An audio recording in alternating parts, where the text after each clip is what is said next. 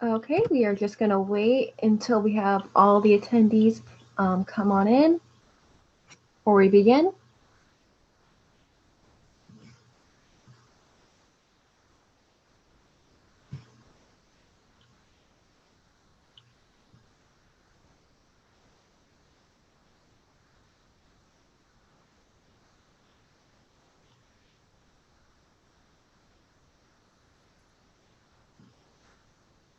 Okay, we're just going to give it maybe one more minute, see if that's everyone that registered.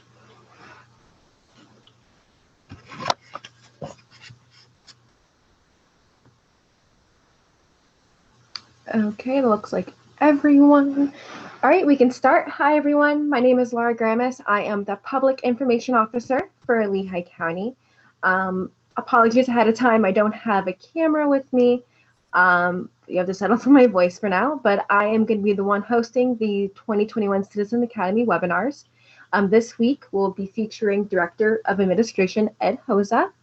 Now, if you attended last week's webinar and you're again tuning in for this one, it's going to follow the same format.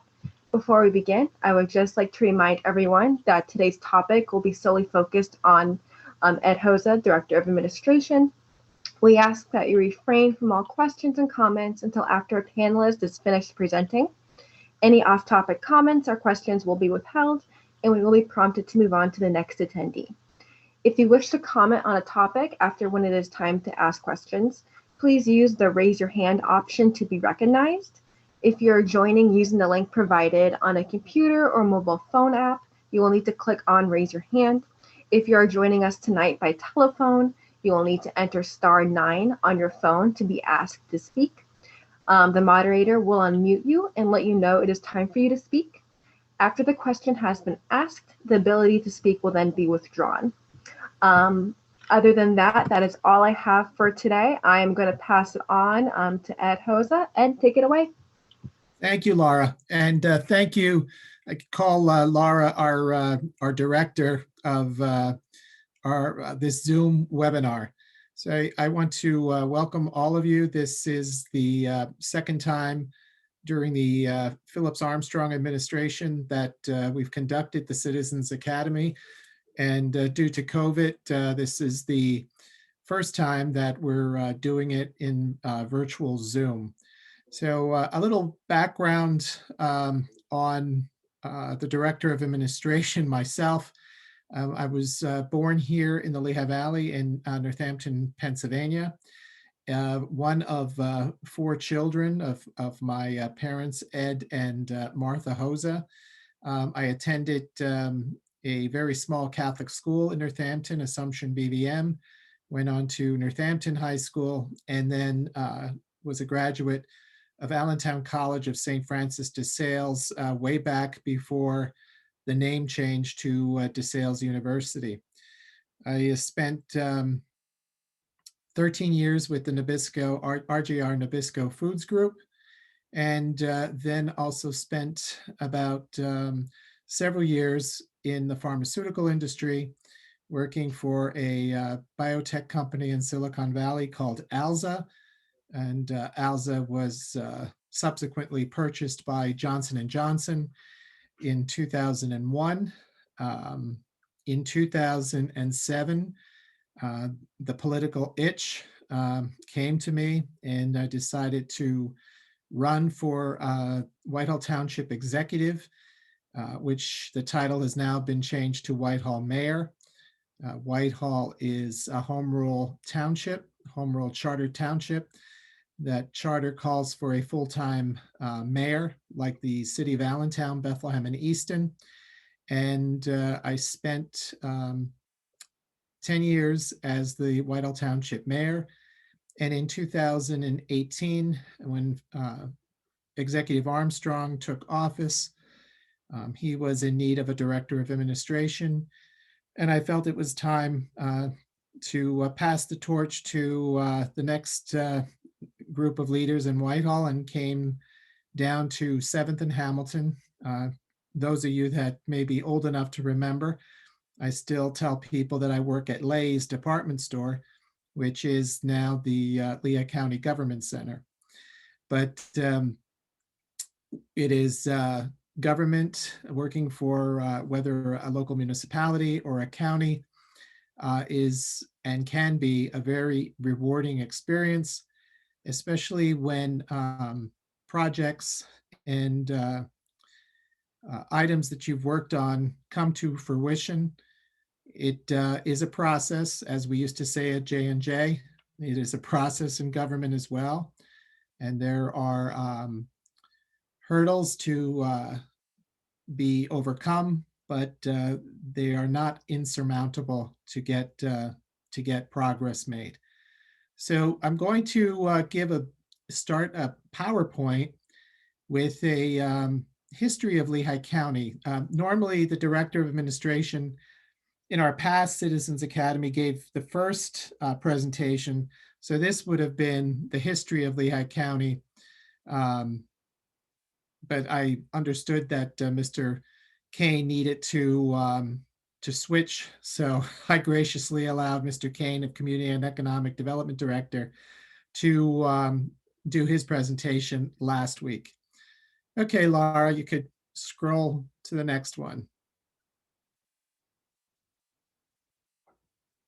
Okay, here's the outline for tonight. We're gonna, move along pretty quickly, but it really is the basis for the government of Lehigh County. And to really know what's going on today, you really need to know the history. So, Laura, you could go forward. Okay, wait a minute. I think are we in the right page? Oh no, this is still the outline. We're good. We're good. All right. So this is the Department of Administration.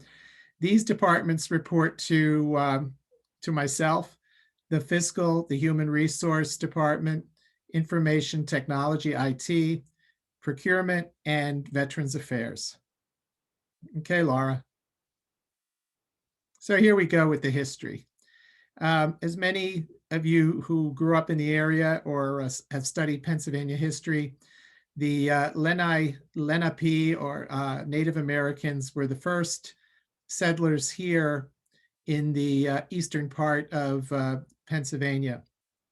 And the name Lehigh was interpreted by the first Moravian settlers in Bethlehem and Nazareth as from the Indian pronunciation, and that is where the name as we know it, Lehigh, comes from.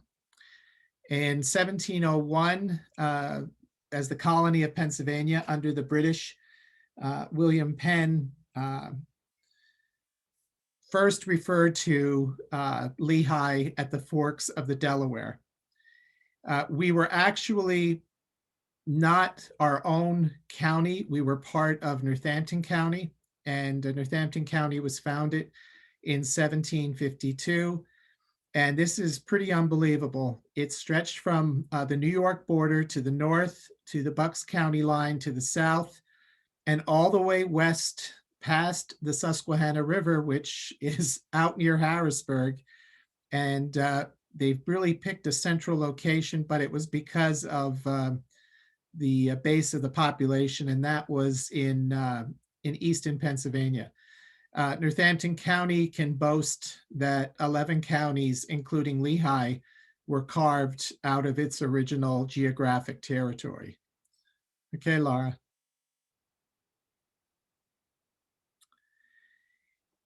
This is the history that we have about how Lehigh was came to be as an offshoot of Northampton County.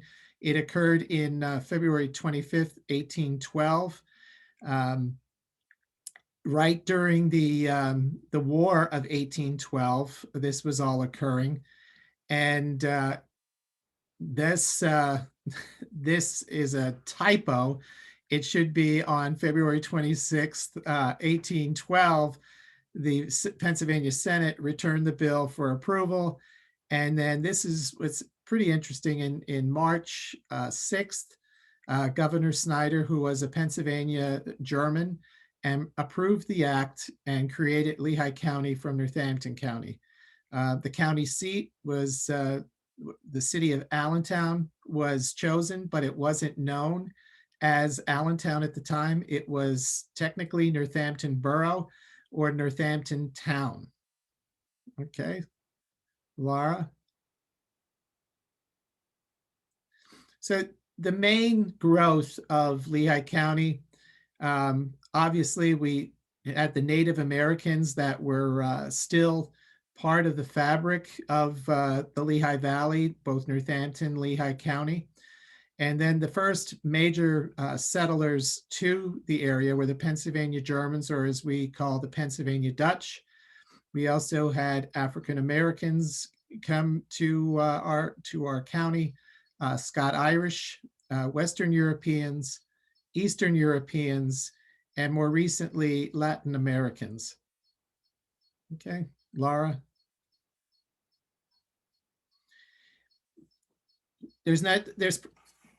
Lehigh County is not unique in that the first meetings of the county government were held at a tavern. So Lehigh County organizational meetings initially were at George Savitz's Tavern in Allentown. And in 1816, the first courthouse opened at 5th and Hamilton.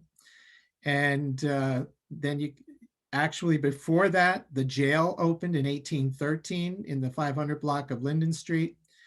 And the county operated as the majority of counties do currently in Pennsylvania, with a 3-member county commissioner form of government from 1812 through 1978. And in that form of government, you do not have a separate executive and legislative branch and judicial branch. The executive and legislative branch are held within the legislative branch, the 3 commissioners who are responsible for the day-to-day operations of the county.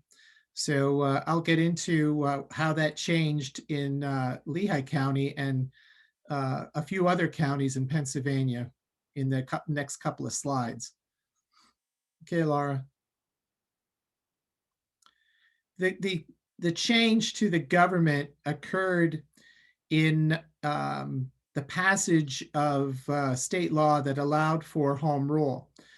In May of 1974, the county commissioners decided to form a government study commission, and it was made up of 11 people throughout Lehigh County. And their options that they developed came up with 3 potential forms of government: an executive council or commissioner plan, a council commissioner with a hired manager plan, and the adoption of a home rule charter. And what they did then recommend to the commissioners was number 1 and number 3. Okay, Laura.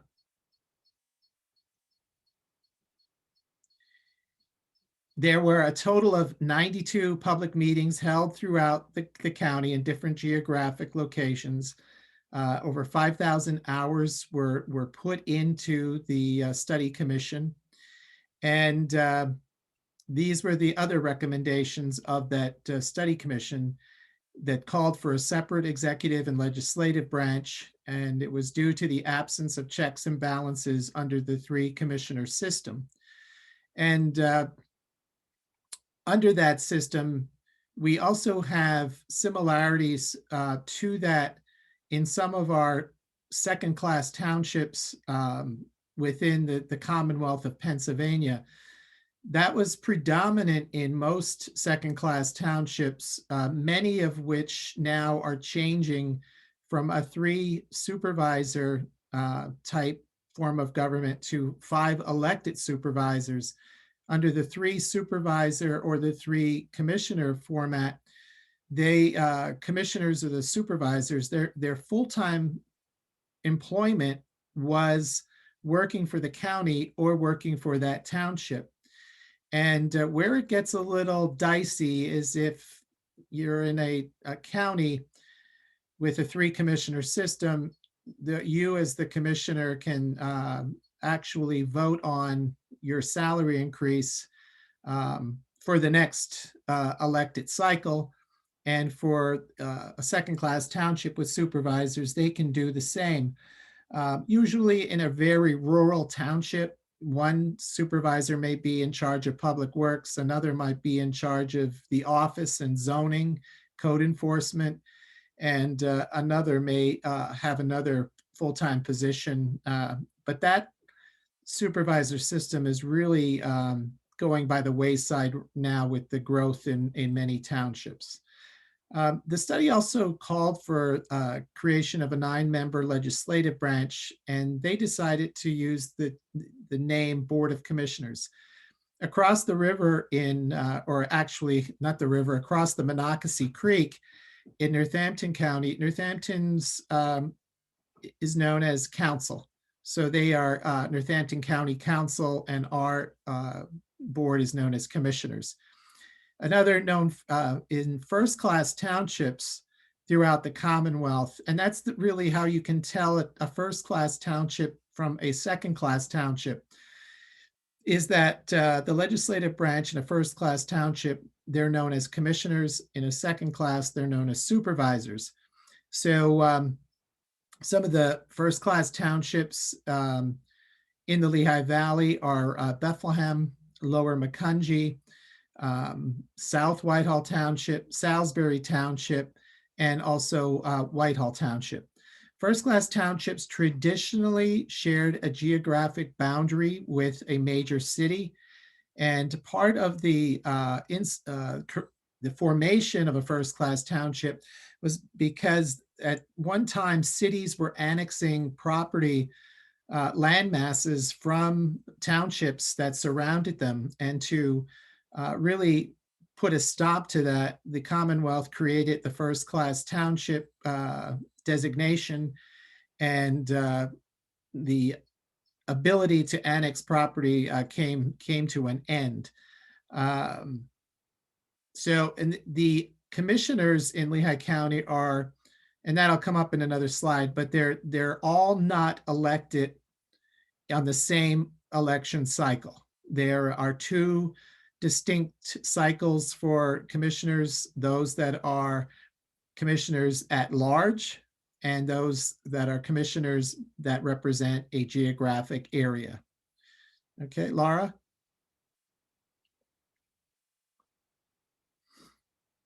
So the charter, the suggestion, the recommendation came that the county executive would be full-time, elected to a four-year term. They're responsible for the day-to-day operations of the county. The judicial branch is, like the federal and state constitutions, is a separate branch. And the judicial branch is led by the president judge. Today, that is President Judge Brian Johnston. And a key point is that the county executive does not have any authority over the judicial system in Lehigh County, or any county executive has that power in any county in Pennsylvania. They are completely a separate branch of the government. Now, row officers, and people ask, why are they known as row officers? Because the traditional old original courthouses throughout the country would have a central hallway, and on either side of that main lobby, that hallway, would be what's known as the row offices. And, you know, county government at that time and population were much smaller, but it was possible, whether on the first and second floors, to have the district attorney, the coroner, the sheriff, the controller, the recorder of deeds, the register of wills, and the clerk of the courts, all in one building, but all in a row. And that's how the name row offices came from. And here in Lehigh County, those offices are all elected positions to a 4-year term. There's one change. The Home Rule Charter, the people of Lehigh County voted to change the position of Recorder of Deeds, the Register of Wills, and the Clerk of Courts to one position, which is now known as the Clerk of Judicial Records. Okay. And that was in 2008. So next slide, Laura. Okay, on November 4th, the voters of Lehigh County, by a greater than 2-to-1 margin, voted 31,201 voters to 12,499 to support the Home Rule Charter ballot question. And Lehigh County became the first county in the state to adopt Home Rule. Today, Allegheny County, which is the city of Pittsburgh and surrounding areas, Delaware County to our south, Erie, Lackawanna, Luzerne, and Northampton counties are all under a Home Rule Charter. Locally, the city of Allentown, Easton, Township of Whitehall, and Hanover Township, Lehigh County, that is over by the airport, are under Home Rule. The city of Bethlehem and Lower Saucon Township have a unique form of optional Home Rule, which I am not going to get into, but it closely resembles the traditional Home Rule that we have in the county. So, Laura? So what is Home Rule? It started by an act in Act 62 in 1972. And it is not a complete, as some think, a free-for-all for a local government or a county to do what they please. We as a municipality or a county are still subject to the United States Constitution, the Pennsylvania Constitution, all state laws, and laws uniform and applicable to every part of the Commonwealth. Municipalities must follow laws directed at Home Rule governments. For example, even with Home Rule, municipalities still have to follow state law like the Municipal Planning Code, the Sunshine Law, and recently the Stormwater Management Act. Okay, Laura?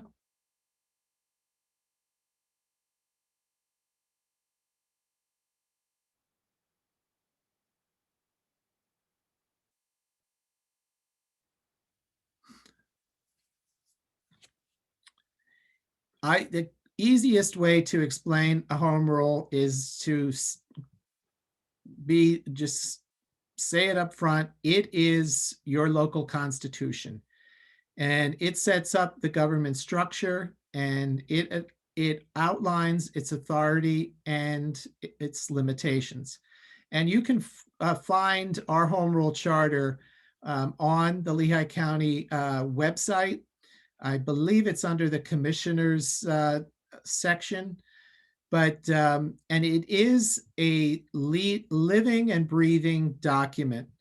If the commissioners would like to make an update or suggest an update to the charter, it is voted on first by the commissioners, and then it is put on as a Home Rule Charter ballot question.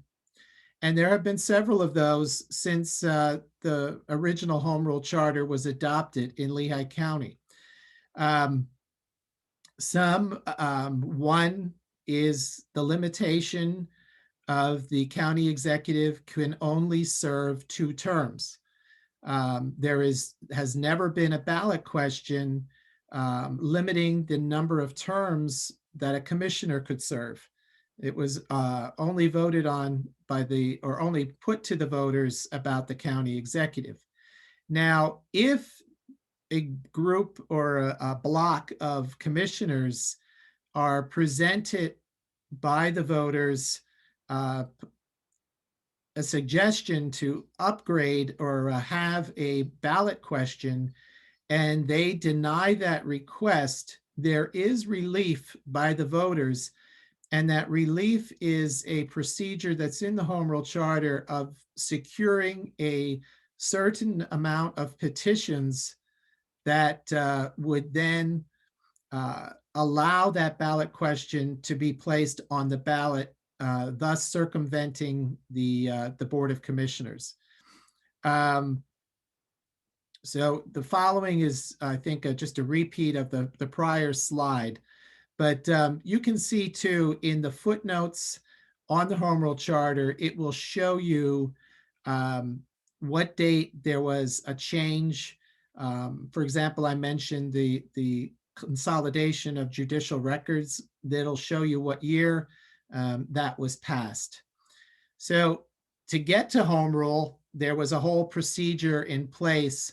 The county had 3 commissioners, and one commissioner, well, I'm getting ahead of myself, but the charter, the planners planned that the voters would elect 6 new commissioners, and as part of the transition.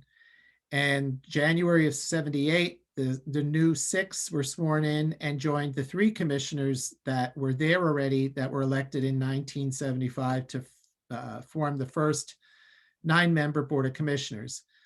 And ironically, that one of the 3 commissioners that started the Home Rule Charter project, or the study commission, was the first county executive, and that was David Bausch. And he started his term in January of 1978. And Dave is still with us. He is,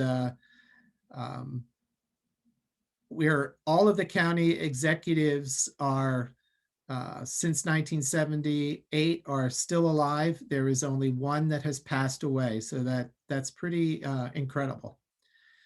Okay, Laura. So in addition to a Home Rule Charter, a county or a city or a township or a borough also has what's known as their administrative code. And this administrative code, which is also on our county website, goes into even more finite detail about the powers and duties of every member, elected member of the county government or the municipal government, and all the departments and their powers and duties as well. It sets up the budgetary and financial policies and procedures of the organization. It sets up and spells out what authorities, boards, and commissions are created, and their terms of those members. It sets up the purchasing policies and procedures. And in Lehigh County, it also sets up a code of ethics, and it defines how we finance large projects through bond issues, which are traditionally done in government for major projects, such as the building of bridges, and also the new addition at the Cedar Brook Nursing Home. Okay, Laura? So as I said, the separate branch of government is the Lehigh County Board of Commissioners. They are not full-time. They earn a monthly stipend, and it's not enough probably for any of them to pay all of their property taxes that they still, and that's another misconception I want people to realize. There's this misconception that elected officials and certain people that work for municipalities, governments, state, are exempt from paying property tax. I can tell you that is further from the truth, that every elected official and person in Lehigh County is all subject to paying their full share of taxes. The board meets in a public setting, normally in the public meeting room on the lobby level of the Government Center at 7th and Hamilton, the 2nd and 4th Wednesday of each month. The committee meetings can start at 5, 5:30, or 6, depending on how extensive the agenda is. But all those meetings since COVID have been moved to Zoom meetings. They can enact, amend, and repeal ordinances, resolutions, and motions not inconsistent with the Home Rule Charter or the Constitution of laws of the Commonwealth. And they also have to approve any type of indebtedness and bond issues and adopt a yearly budget by a certain date. Laura?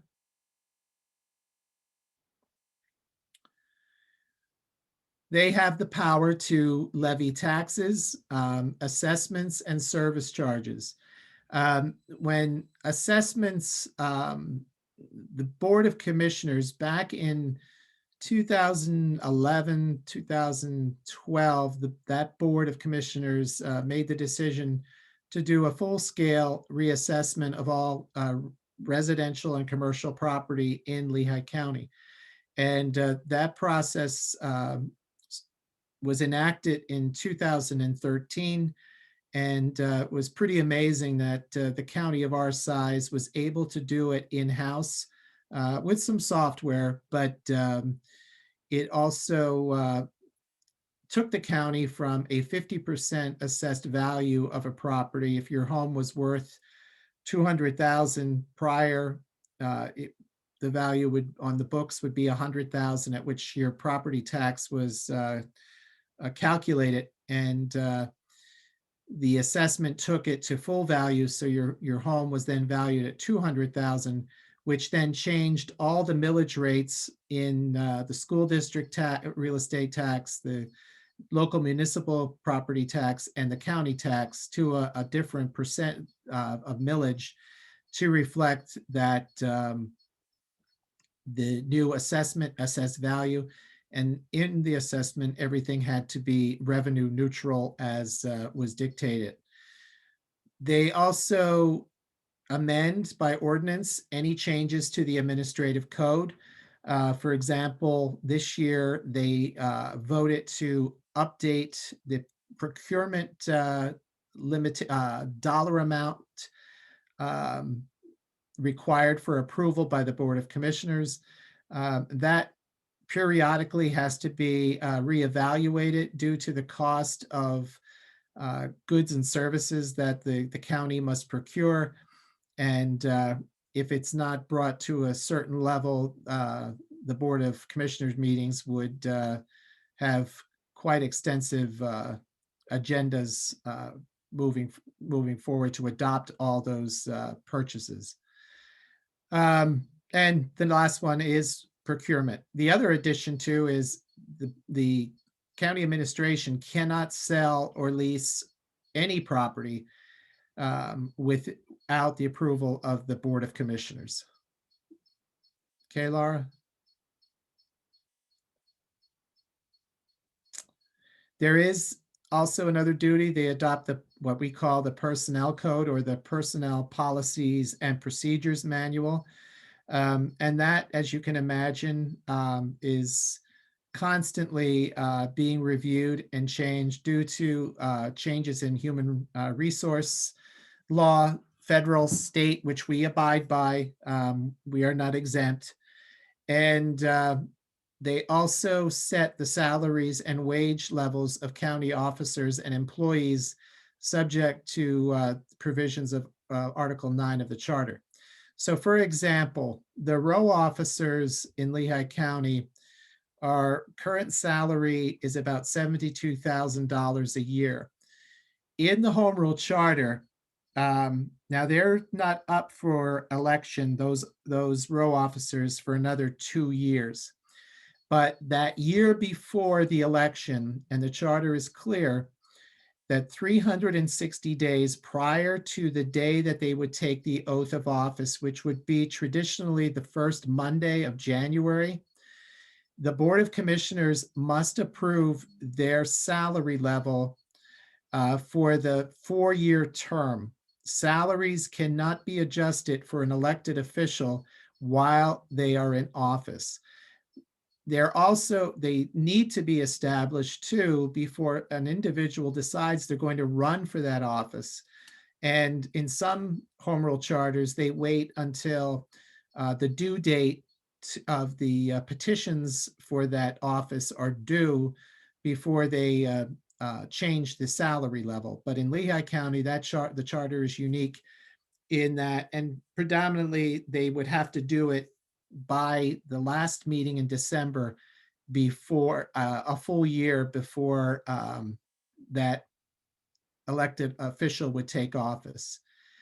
Okay, Laura?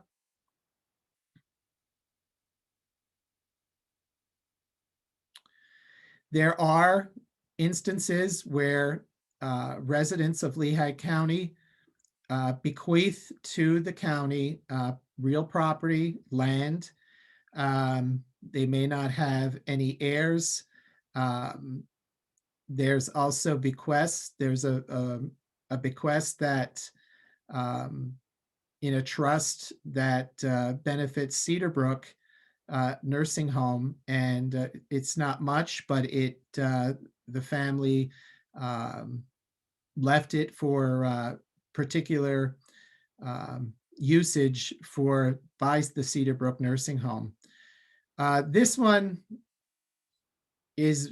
doesn't occur very often. It is available, though, to the county, to municipalities, and to the state of Pennsylvania to acquire property for, in particular, a bridge project or a building project, but it's very rarely used in Lehigh County. The last one is pretty apropos for this year with COVID. And it is the legislative branch that approves or solidifies the decision by the county executive to declare a state of emergency. And I'll get to that, but Lehigh County has never been in a state of emergency since our founding for this long of a time frame. Our state of emergencies do not dictate, since we do not have a health department, do not dictate the opening of restaurants or seating limitations. Ours are solely for the continuation of the government of Lehigh County and our services, also procurement, but they're not those provisions of COVID related are coming from the Commonwealth of Pennsylvania and the Department of Health, since we do not have our own health department. There are several counties in the Commonwealth that do. One of the largest is Philadelphia County, and I believe Berks is looking at a health department as well. So, Laura?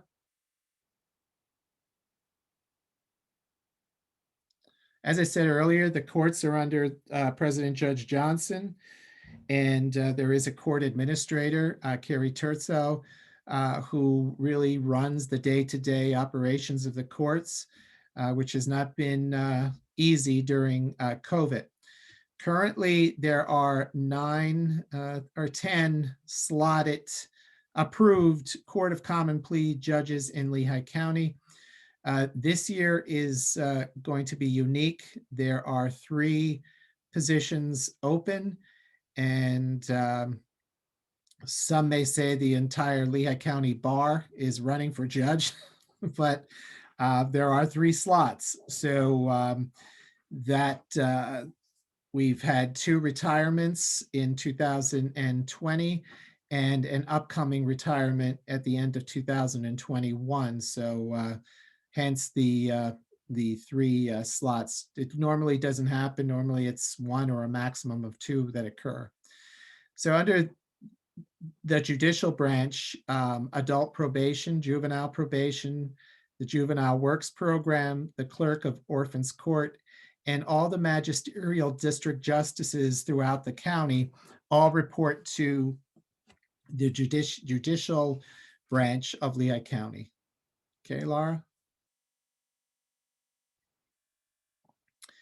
So this is my boss. the county executive, Phillips Armstrong, and under the charter, he directs the administration and the internal organization of the county, except those departments placed under the jurisdiction of any other officer by the charter. So any of the row officers really, excuse me, run their own ship. The uniqueness of it, though, is that their budgets come obviously from, for the most part, the taxpayers of Lehigh County or from the taxpayers of the state of Pennsylvania. So there is some limitations. They obviously can't give their staff 25% payroll increases every year. There are limitations to their authority, but for the most part, as elected row officer positions, they run their own departments. The county executive is also responsible for enforcing the resolutions, motions, and ordinances of the Board of Commissioners that have passed, and also the Constitution of the United States and of the Commonwealth of Pennsylvania. Laura?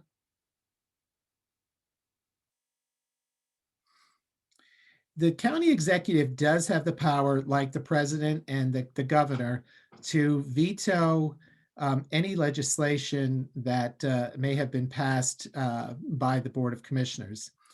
That also can happen if the county executive vetoes the budget that the Board of Commissioners may have tweaked that is different from his or her budget that was submitted. So that's the other. Normally, that in the history of Lehigh County, the veto was traditionally rarely used, but when it was used, it was usually about the budget. We have a chief financial officer in the county who assists, or not assist, actually prepares the annual operating budget, and that must be to the Board of Commissioners prior to September 1st. Now, this is unique. In most municipalities and other counties, the budget is not due to the Board of Commissioners of the council or the commissioner or supervisors until October. A prior Board of Commissioners had a ballot question, and this was changed several years ago. It does put it has its benefits and it has its detractors, but it is what it is. The county executive also represents the county in deliberations with any other governmental body, and as I said earlier, ensures that all laws relating to the affairs of the county are executed. Laura?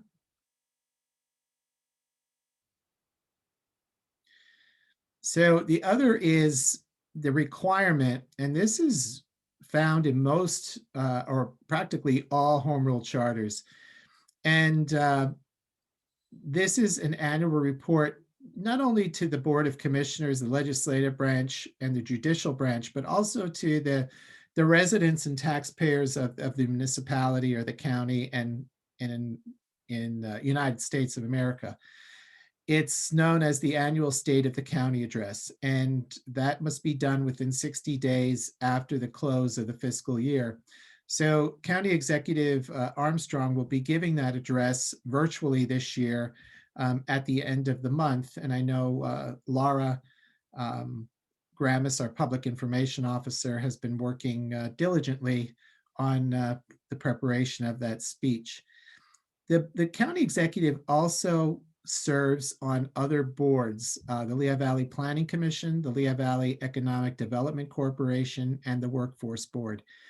And these are boards and commissions that cross the county line and are Lehigh Valley United based organizations that have been in place for decades and really are the driving force between planning and our economic vitality here in the Lehigh Valley region.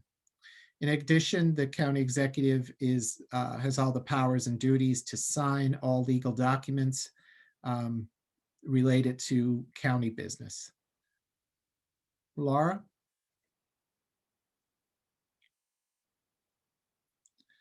This is what I mentioned already, but the county executive has declared the state of emergency in Lehigh County since last February at the onset of the coronavirus pandemic. And that needs legislative approval by the Board of Commissioners. They also have, and it's rare, but it does happen, to propose legislation to the Board of Commissioners that would, in the eyes of the county executive and the administration, be beneficial to the county. And that, again, the third bullet point, I think must have hit 3 times already. All right, Laura. So these are the members of the county executive's cabinet. The county solicitor is Thomas Caffrey. Director of administration is myself. The director of general services is Rick Mulchaney. The director of community and economic development is Frank Kane, who spoke to the group last week. Laura? The director of Cedarbrook is Jason Camillo. The director of human services is Kay Achenbach. The director of corrections is Janine Donati. And I think I'm missing also,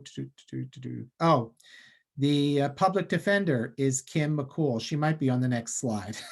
Laura? Okay. So the administration is responsible for the fiscal well-being of the county. And I mentioned earlier, the assessment office is pivotal. Just because we have done a reassessment in 2013 doesn't mean that those property values in 2013 are set in stone. You could have new construction, such as the multitude of warehouses that are being built in the county that have to be assessed. You can have a major, all of the new building in downtown Allentown, all of the strata apartments, the ice hockey arena, all have to have, when built, an assessed value assigned to them by the county. In addition, we have commercial properties, especially, and residential property owners can do the same, appeal their tax assessment for their property. And some of the biggest users of the tax reassessment are retail commercial properties throughout the county, namely in Whitehall and Lower Macungie and the Promenade. They employ commercial property attorneys that will appeal the assessment of their properties, and they go before a independent assessment appeals board made up of Lehigh County residents. And that appeals board will then render a decision about whether the value of a particular retail store is at $10 million, and now the value is $9 million. When that happens, then not only the county, but the school district, which is normally the largest taxing body, and then the municipality may have to write a check to that commercial property owner, or wait for the following year to take the hit on the taxes on that particular property.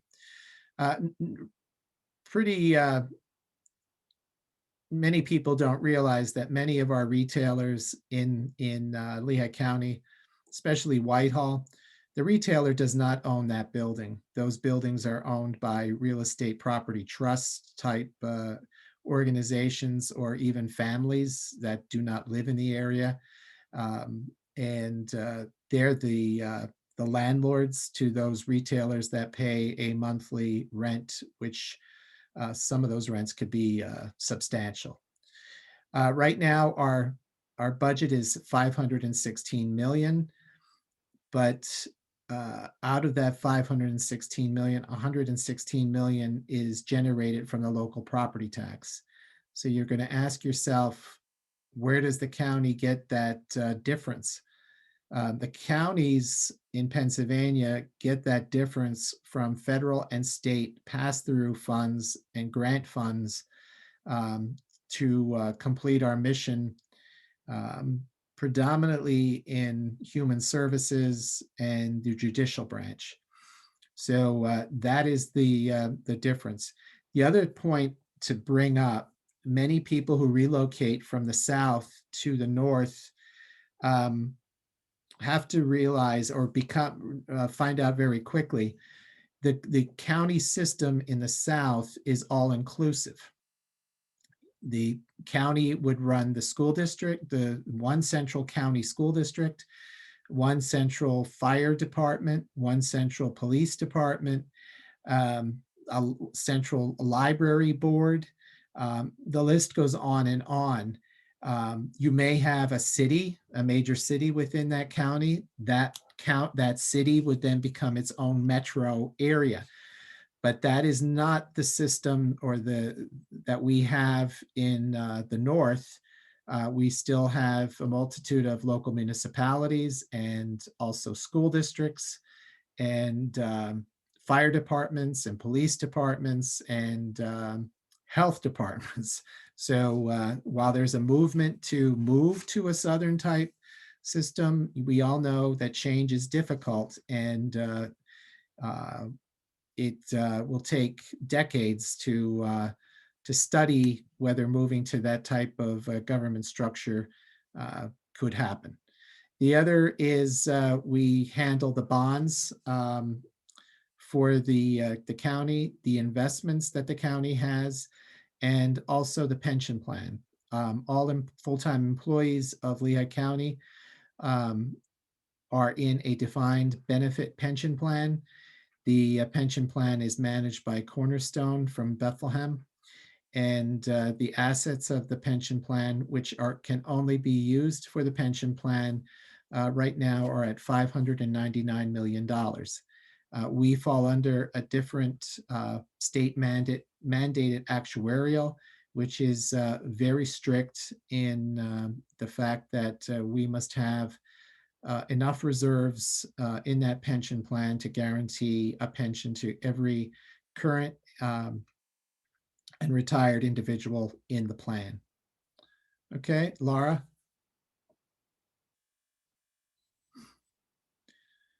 We have 2,010 full-time employees in Lehigh County, spread and 300 part-time employees spread throughout 6 locations.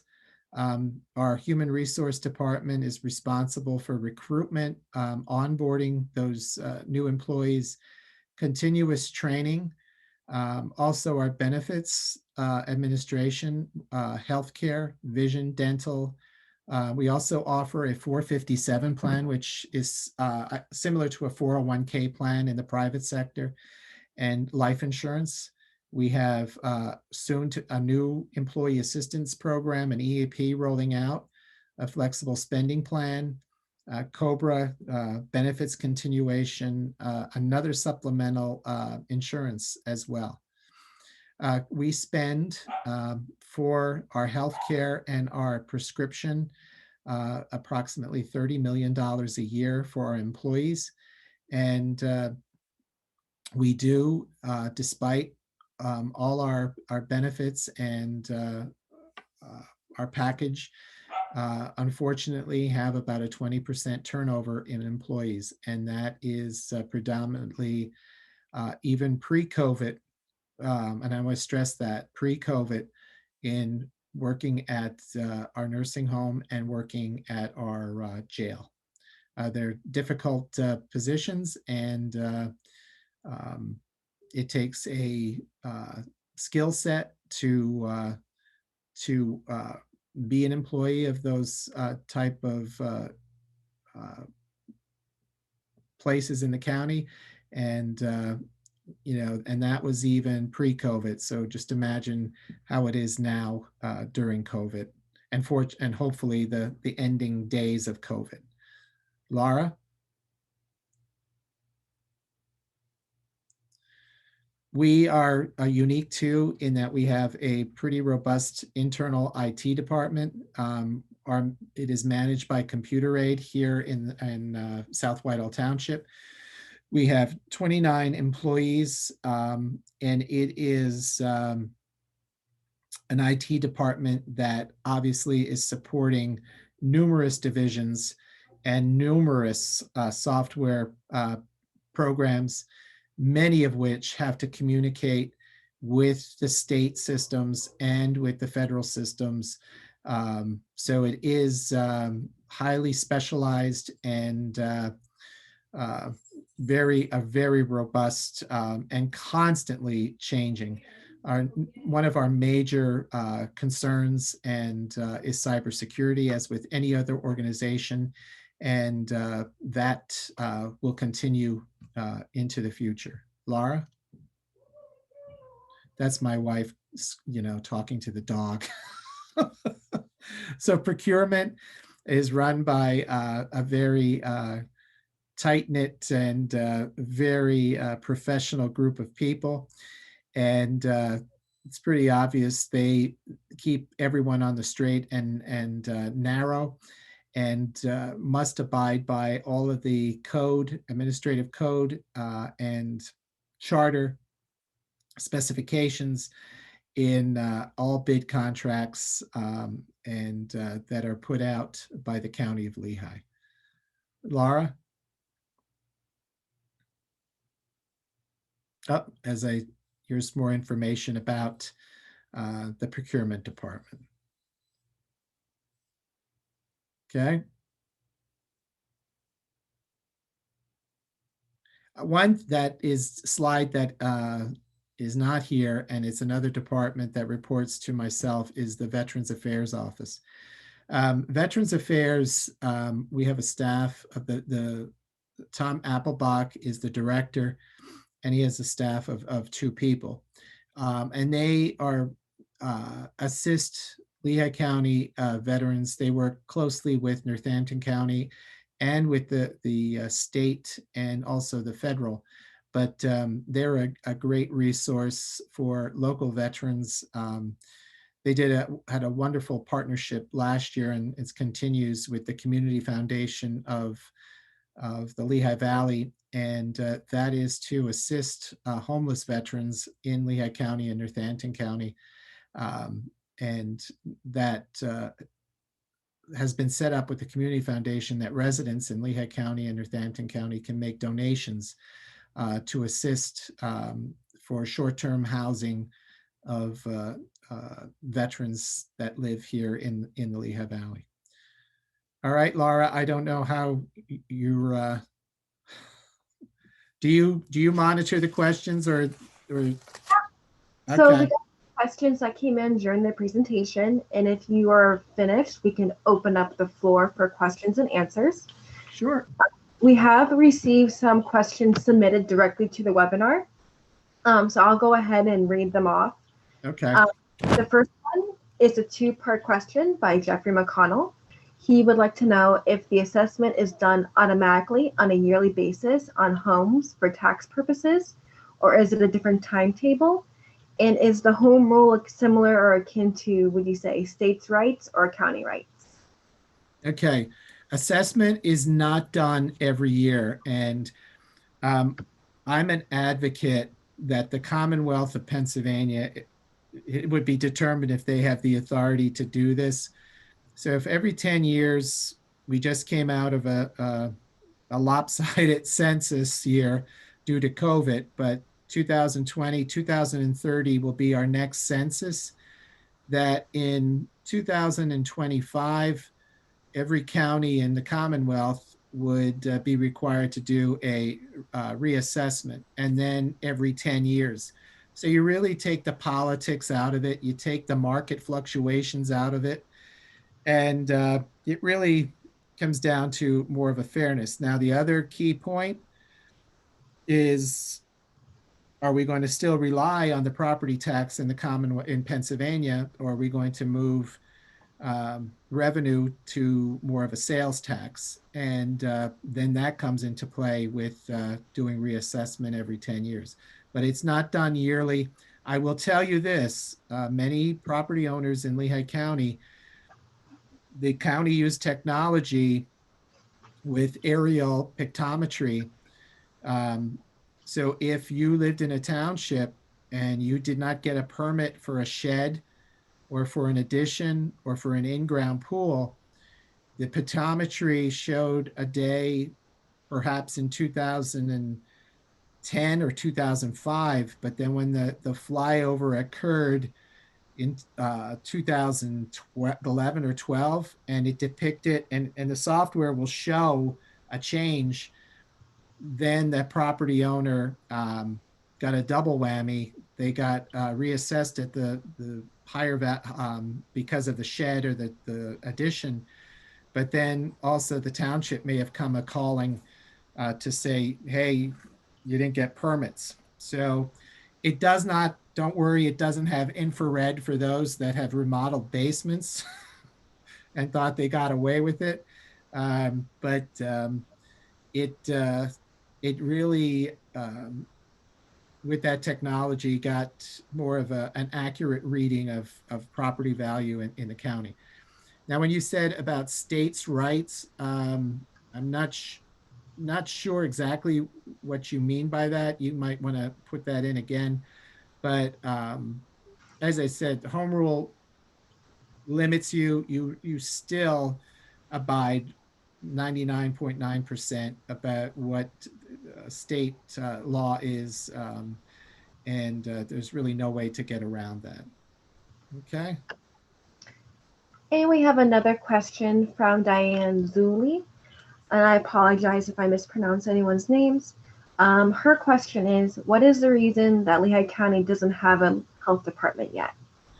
Okay. Prior to Executive Armstrong and the current administration, there was a study done several years ago during a prior administration and board of commissioners, and it was going to be a bi-county health department, Northampton and Lehigh. And the board of commissioners at that time decided not to proceed with that bi-county department. Now, a lot of that legwork was done already, but if the county would entertain moving to a county health department, uh, the key players obviously would be the City of Allentown Health Department and also the two major health networks, Lehigh Valley Health Network and St. Luke's Health Network. Um, and for example, with the COVID vaccination, um, Allentown is doing theirs at the Allentown Fairgrounds at the Agriplex. Lehigh Valley is doing theirs at Dorney Park. And St. Luke's, I believe, has started at Coca-Cola Park as well. Um, you don't, that system is working. Health department is more than in a pandemic. It's also, it can also be health screenings, also restaurant inspections. It depends on how the county or the governing body would decide to set it up. But Berks is looking at it, and one of the greatest stories of COVID was the cooperation between Delaware County and Chester County. Um, Delaware, I believe, did not have a health department, and the good people of Chester County um, made the decision to help Delaware County. Um, we see it here too. The City of Allentown Health Department could have really said to the people of Lehigh County, if you don't live in the city limits, we can't help you. And that's really not happening. They really are helping everyone, which is really kudos to Vicki Kistler and her team for helping everybody out, at this time. So never say never. I think we'll see it. We'll see it one day. Okay, Laura? Okay, so now we're going to open up the floor once more to questions. I'm going to remind everyone that if you would like to ask a question, to raise your hand if you're attending today's webinar via computer or mobile app. If you're dialing today via telephone, to press star 9. So we'll give a moment to see if anyone would like to ask any further questions.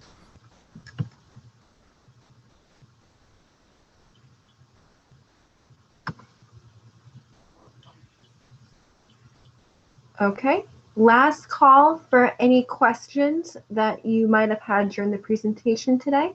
Does anybody want to run for public office? Okay, looks like we have a question from Jeffrey McConnell. Jeffrey, I'm going to unmute your mic for you. Hello, sir. Hi, Jeffrey. Yes, I'm actually running for Lehigh Commissioner for District 3. Okay. So, yes, to answer your question on that one, yes. But you mentioned like Veterans Affairs and stuff like that. And I'm a veteran. I actually was medically retired in 2018 and came back here to the Lehigh Valley. My biggest issue is the VA and having to drive an hour and a half to Wilkes-Barre to get my major medical stuff done. Do you know of anything or any way that possibly the Allentown VA, because I know the Allentown State Hospital, and I'm still looking into this as well. But since I have you on the line, I would ask you as well. If there's a way to maybe make another hospital here within the Lehigh Valley, or here in Lehigh County, that would actually support the veterans. One of the ideas I had was repurposing the Allentown State Hospital. Well, part of the separation here of the branches of government, the federal VA is federal. So the facility in Wilkes-Barre is federal. The county works with the federal in assisting veterans. But I can tell you the decision to locate the facility up there was decades ago. We are the third largest metro area in the state, and we have been for decades. But I believe the decision was more political to have the facility up there. I have a very good friend who's a Vietnam vet, who's now 76 years old and has to go up to Wilkes-Barre for his treatments. And it's difficult, especially, if he doesn't, I don't even know if the van is running anymore. During COVID, they weren't running the van. Then, for someone to drive in bad weather, and then to get reimbursed for tolls to go up there. So I know where you're coming from. One of the other suggestions was that of asking the feds for a veterans home, nursing home, to be located here in the Lehigh Valley, because those are obviously not in our area as well. We can what we call lobby. We can lobby, obviously, our Congresswoman Susan Wild, and then I would say also Senator Casey, and also whoever will be our new senator after the election next year for senator of from Pennsylvania. That's the federal level, and that's where we need to make sure that they're aware of the time frame it takes for our vets to go up there. The other thing is, how is it now? They were supposed to allow vets if to go to private like Lehigh Valley or St. Luke's. Has that improved if the level of care was not offered at the VA? Well, I do go to, like, let's say chiropractic and stuff like that here locally. But let's say for my traumatic brain injury, I have my neurologist up there at Wilkes-Barre. Yeah. Um, but it's like I drive up. Well, I used to, prior to COVID, drive my hour and a half, and then it's a 20-minute appointment, and then drive an hour and a half back. Or or have you run into where they call you the day before and tell you the appointment's canceled? Yeah, I mean, it was Yeah. like a whole slew of, you know, issues, which at the time I didn't really mind because, you know, my kids were in school. I'm a single dad. I go full time to Penn State, and I was able to time things. But as I graduate this semester, I'm finally realizing, okay, now I have to manage that portion a little bit better. Um, so now it's getting a little bit more real, I guess you could say. The other I've heard is that the longevity of the physicians and nurse practitioners and PAs in the system is the turnover is incredible. So you get attached to a medical professional in the VA, and they're gone in a year. Yeah, I'm still waiting for a replacement for one of my providers that I lost in December. Yeah. So, I just sent them a message yesterday saying, hey, did you lose me? You know, and the Well, thing about it is if I drop my balls, if I don't go back to appointments or, stuff like that, my percentages get dropped. But yet, if the VA drops their end of the bargain, it's okay. yeah. And, I would call Tom Applebach if you haven't, and introduce yourself. If you, okay. Do you mind after this if I look you up and send you an email, sir? yeah, actually, anybody on my email is edhozza, Hozza, at lehighcounty.org.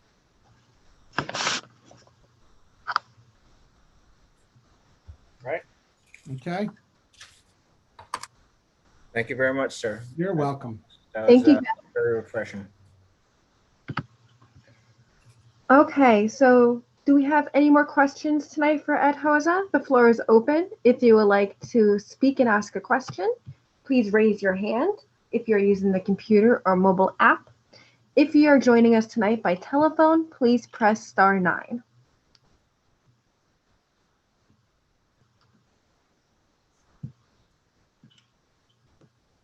Okay, one more call for any questions. If you're joining us by computer or mobile app, please click raise your hand to request to speak. If not, and you're joining us by telephone, please press *9.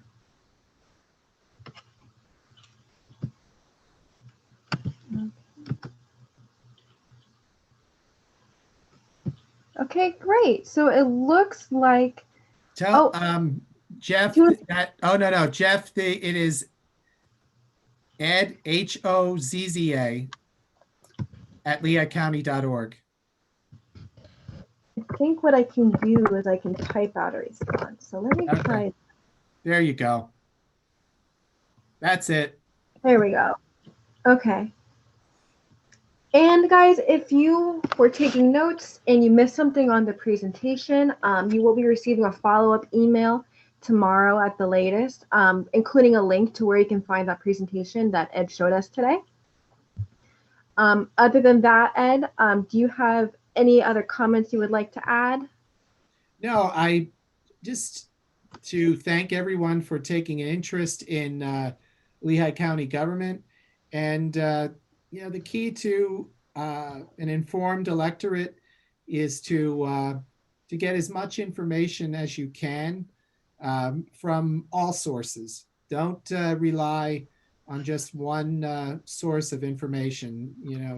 Make an informed decision as a resident, a citizen of Lehigh County.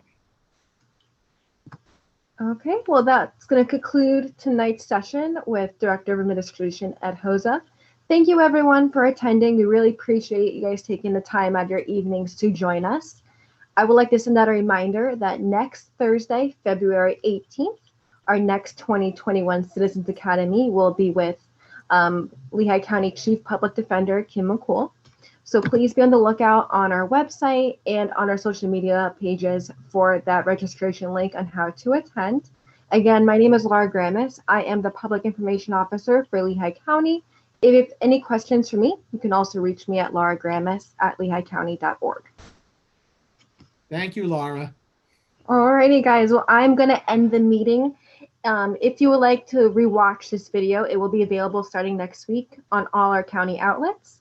But as of now, I'm going to end it for everyone. And once more, thank you for joining us.